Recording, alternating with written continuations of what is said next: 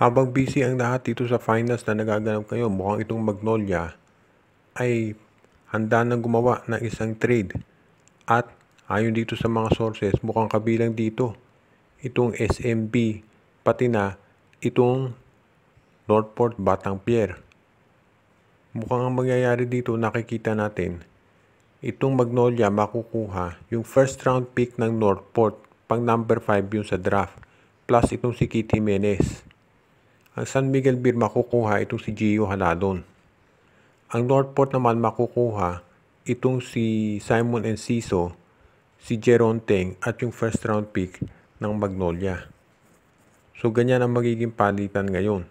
Itong si Gio Haladon sa San Miguel Beer, si Teng at si Enciso dito sa Northport Batang-Pierre. At dito naman sa Magnolia, yung first round pick ng Northport plus si Keith Jimenez. Posible rin na yung first round pick ng Magnolia masama dito sa Northport. Kung titignan natin, itong si Keith Jimenez may potential yan at baka mailabas niya sa Magnolia. Pangalawang, importante dito yung first round pick ng Northport. Baka magamit niya ng Magnolia para kumuha ng isang big man, wingman, or kung ano pang player ang kinakailangan nila. Sa San Miguel Beer, pag nakuha nila si Haladon, magkakaroon na sila ng isang guard na madedependahan talaga. Dahil alam natin na ito si Terence Romeo palaging injured at si Enciso inconsistent. Sa Northport, makukuha nila yung first round pick ng Magnolia. Mas mababa yan pero makukuha nila si Enciso at si Jeron Teng. Sa tingin ko kung ganitong trade, ang panalo dito San Miguel at Magnolia. Pero yung Northport hindi naman masyadong nalalayo.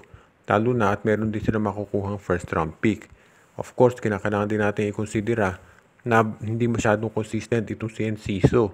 Pero ito si Jeron Teng, matagal na yung gustong makuha ng Northport Batang-Pierre. So tignan natin mangyayari.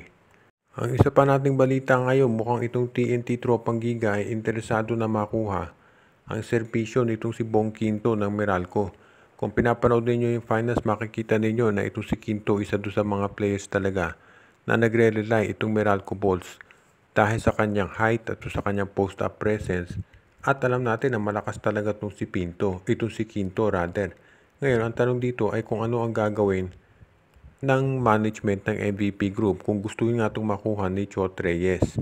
Dahil alam natin na itong MVP Group, ang flagship team niyan ay TNT. Pero ang Meralco ngayon, ang maganda nilalaro. Siguro magdedepende yan sa magiging performance ng Meralco dito sa finals, pero so far maganda. Nanalo sila sa Game 1 at kamutik na silang manalo sa Game 2 kung hindi lang dito sa 3-point shot ni Marshall Lassiter. So dito natin makikita ngayon kung ano magiging adjustment nitong TNT management. Dahil baka magdesisyon sila na huwag na masyadong paboran ng TNT at medyo maging balanse. Ngayon kung sakasakali na kukunin talaga ng TNT si Quinto, kailangan magsama sila ng isa pang team. Dahil hindi naman po pwede na mag-trade diretsahan itong Meralco at TNT dahil sister team sila. For example, pwede nilang isama yung Blackwater at makukuha ng TNT itong si Quinto. Ito namang Blackwater, posibleng makuha yung mga bench players ng TNT at ng Meralco. At itong Meralco makukuha si Christian David. So pag ganyan siguro trade, baka pumayag itong Meralco Bolts. Lugi Blackwater dyan pero expected na yon na ganun talaga mangyayari. Ngayon, pwede rin natin tignan dito yung posibilidad na baka may independent team na sumama.